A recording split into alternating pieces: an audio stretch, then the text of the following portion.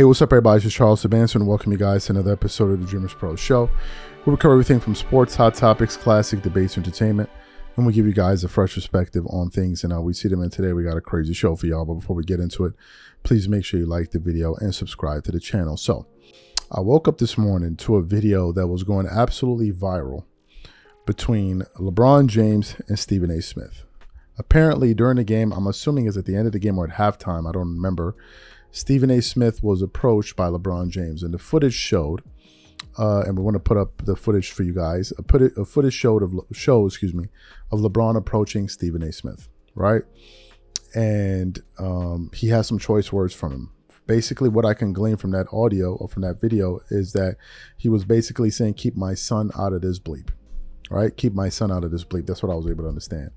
And I was saying to myself, wow, this is pretty crazy. So we did a show about it not too long ago, a live, where we were reacting to this confrontation and we gave our thoughts and opinions. But I also knew that at some later point throughout the day, I had a feeling that Stephen A. Smith himself was going to respond to what LeBron James did, or that their confrontation ever since it went viral.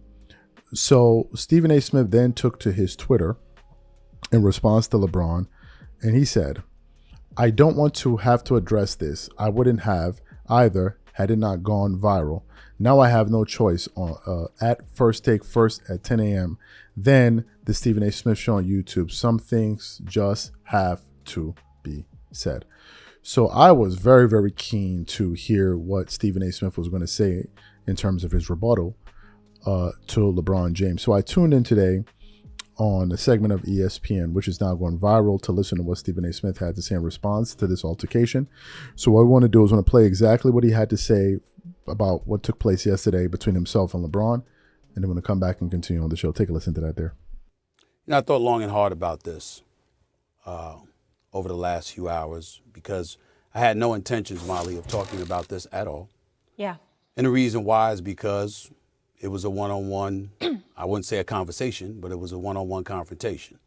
But then I wake up and everybody from ESPN and my agent and everybody else were sending me that this thing had gone viral. And so ultimately it was unavoidable, and that is why I have to discuss it now. That wasn't a basketball player confronting me. That was a parent. That was a father. And I can't sit here and be angry or feel slighted by LeBron James in any way in that regard. By all accounts, he's obviously a wonderful family man and a wonderful father who cares very, very deeply about his son.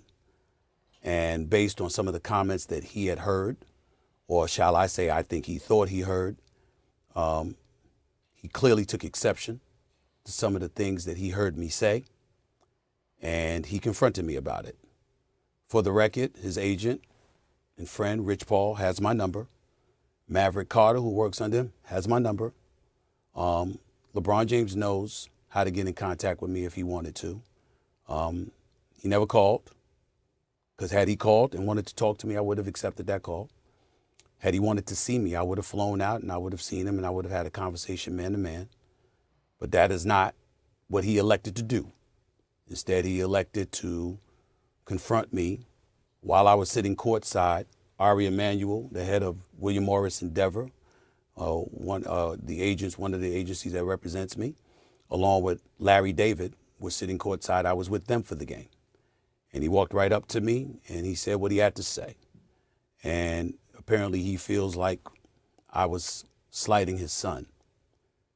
Now let me tell you what I feel.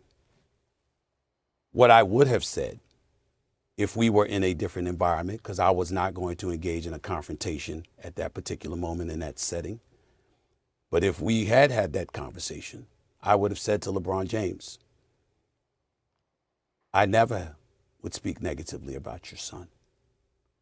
I was talking about you, meaning you, LeBron James.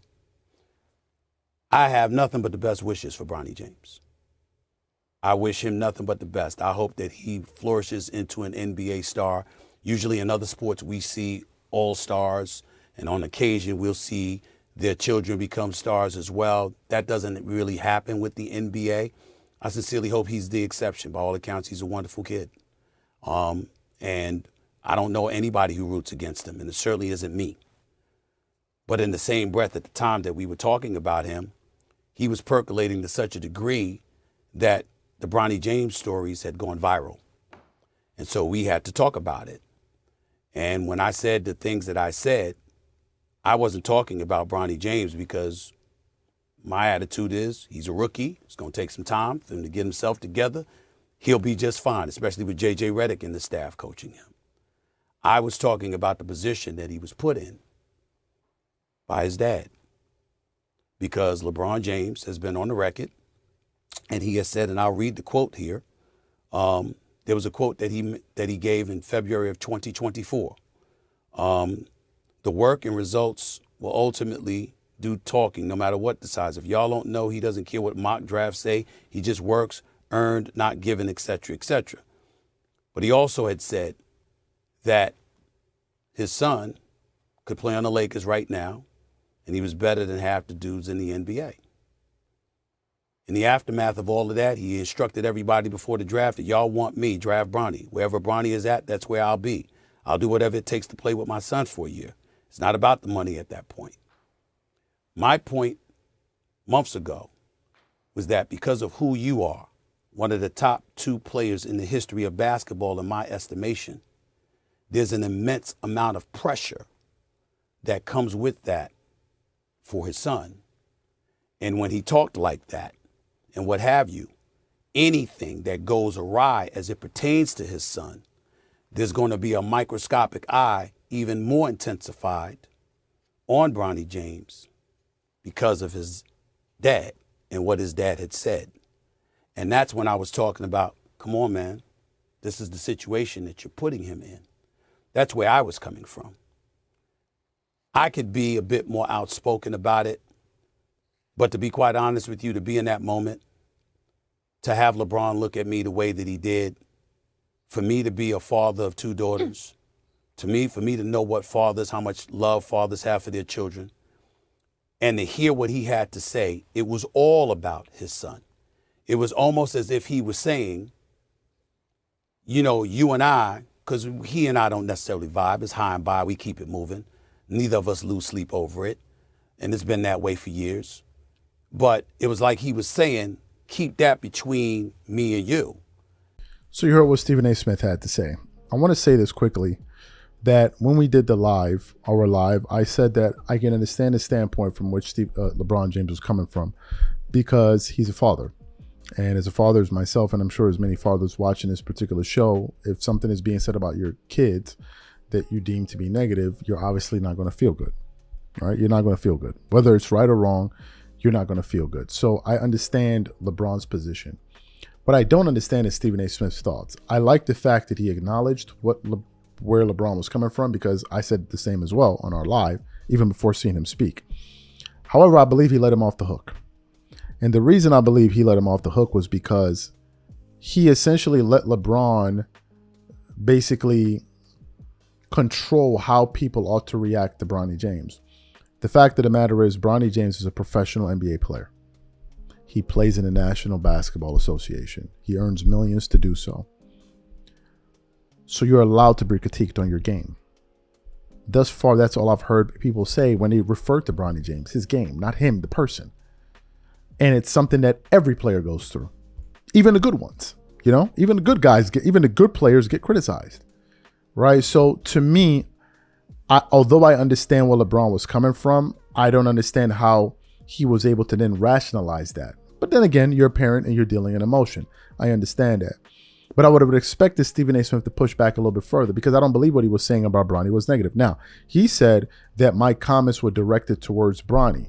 And LeBron said to him, keep my son out of this, which he then believes was somehow implying that there's something personal going on between the two of them. But the fact of the matter is this. Look, Bronny James is in a public forum. He's an NBA player.